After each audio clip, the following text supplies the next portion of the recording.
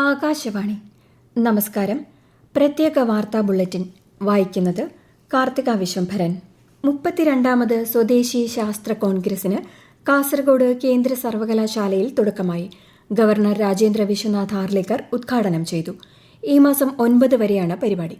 ശാസ്ത്രമേഖലയിലെ സമഗ്ര സംഭാവനയ്ക്ക് സ്വദേശി ശാസ്ത്ര പുരസ്കാരങ്ങൾ സമ്മാനിക്കും. വായനയുടെ ഉത്സവമായ കേരള നിയമസഭ അന്താരാഷ്ട്ര പുസ്തകോത്സവത്തിന്റെ 4ാം പതിപ്പിന് തുടക്കമായി. മുഖ്യമന്ത്രി പിണറായി വിജയൻ അല്പസമയത്തിനകം ഉദ്ഘാടനം നിർവഹിക്കും. ബുക്കർ പുരസ്കാര ജേതാവ് ബാനു മുഷ്താഖ് പങ്കെടുക്കുന്ന KLIBF ഡയലോഗാണ് ഇന്നത്തെ മുഖ്യ ആകർഷണം. ഈ മാസം 13 വരെയാണ് പുസ്തകോത്സവം. മുൻ മന്ത്രിയും മുസ്ലിം ലീഗ് നേതാവുമായ VK ഇബ്രാഹിം കുഞ്ഞിന് അന്ത്യാഞ്ജലി. ആലങ്ങാട് ജുമാ മസ്ജിദ് ഖബർസ്ഥാനിൽ ഔദ്യോഗിക ബഹുമതികളോടെ ഖബറടക്കം നടന്നു.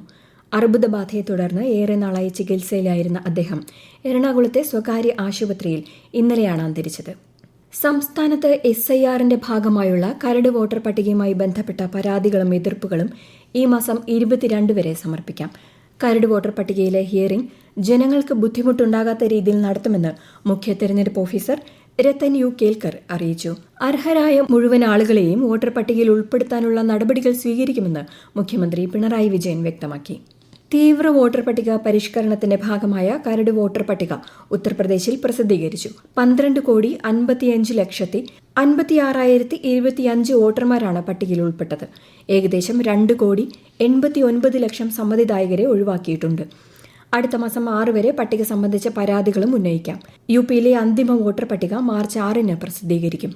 ഡൽഹി NCRലെ വായു മലിനീകരണത്തിന്റെ എല്ലാ പ്രധാന സ്രോതസ്സുകളും 2 ആഴ്ചയ്ക്കുള്ളിൽ കണ്ടെത്താൻ എയർ ക്വാളിറ്റി മാനേജ്മെന്റ് കമ്മീഷന് നിർദ്ദേശം നൽകി സുപ്രീം കോടതി. കണ്ടെത്തുന്ന പ്രശ്നങ്ങൾ ഘട്ടം ഘട്ടമായി പരിഹരിക്കുന്നതിന് മേഖലാടിസ്ഥാനത്തിൽ ദീർഘകാല കർമ്മ പദ്ധതികൾ ആവിഷ്കരിക്കാനും കോടതി നിർദ്ദേശം നൽകി. ഈ മാസം 21-നകം കർമ്മ പദ്ധതി തയ്യാറാക്കാനാണ് ചീഫ് ജസ്റ്റിസ് സൂര്യകാന്ത് ഉൾപ്പെട്ട ബെഞ്ചിന്റെ നിർദ്ദേശം.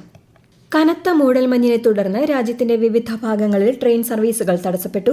ഡൽഹിയിലേക്ക് പോകുന്ന 70-ലധികം ട്രെയിനുകൾ 2 മണിക്കൂർ വൈകി ഓടുന്നതായി റെയിൽവേ അറിയിച്ചു. സമുദ്രപ്രതാപ് കപ്പലിന്റെ കമ്മീഷനിംഗിൽ ഇന്ത്യൻ തീരസംരക്ഷണ സേനയെ അഭിനന്ദിച്ച് പ്രധാനമന്ത്രി നരേന്ദ്രമോദി. രാജ്യത്തിന്റെ സ്വയം പര്യാപ്തത എന്ന ലക്ഷ്യത്തിന് ശക്തി പകരുന്നതാണ് ഈ കപ്പലെന്ന് അദ്ദേഹം സമൂഹമാധ്യമത്തിൽ കുറിച്ചു. കഴിഞ്ഞ ദിവസം ഗോവയിൽ നടന്ന ചടങ്ങിൽ രാജ്യരക്ഷാമന്ത്രി രാജ്നാഥ് സിംഗാണ് കപ്പൽ കമ്മീഷൻ ചെയ്തത്.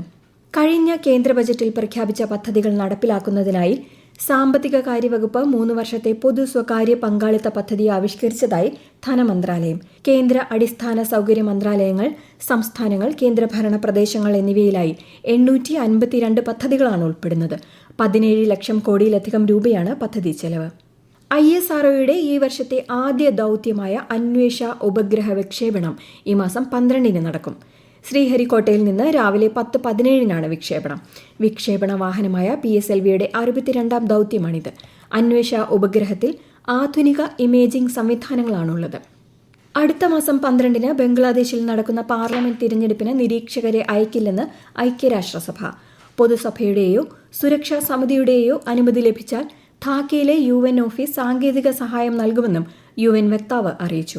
ബംഗ്ലാദേശിൽ ന്യൂനപക്ഷങ്ങൾക്കെതിരായ അതിക്രമങ്ങൾ തുടരുന്നതായും റിപ്പോർട്ടുണ്ട്.